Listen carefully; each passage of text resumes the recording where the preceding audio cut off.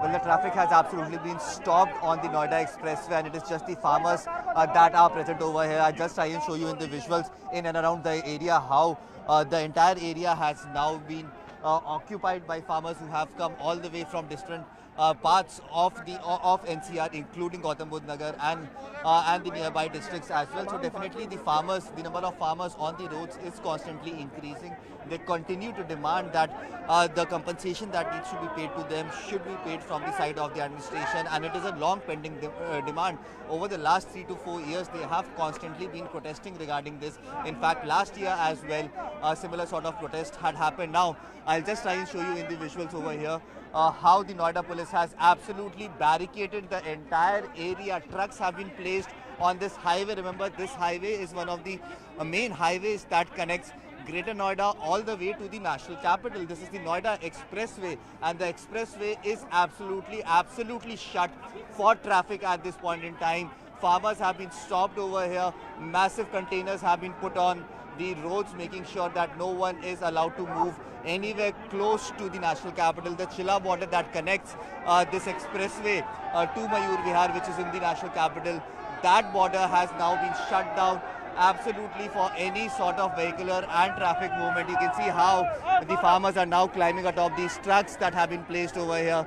They are trying to get on the other side. They are trying to continue their march towards the parliament so that somewhere or the other they feel that their voices might be heard in the biggest temple of democracy. But yes, at this point in time, the Noida administration has made this absolutely sure that no one will be allowed to go anywhere close to the parliament, let alone close to the parliament, but even close to the border. The Chilla border is approximately a kilometer away from here still, and hence the entire protest march has been stopped over here. Not only over here, but also at the Greater Noida junction where Pari Chowk is, that actually connects Yamuna Expressway and districts on that road towards the national capital. That has also been blocked. The tractors on which the farmers were coming over here, those tractors have also been stopped by the district administration.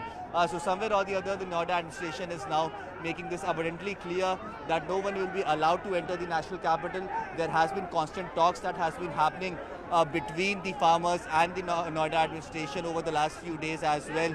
In fact, yesterday itself, a meeting happened for more than 3 hours, but there has been no solution that has been found, and the farmers are still adamant that they will not go back until and unless they are allowed to march towards the national capital.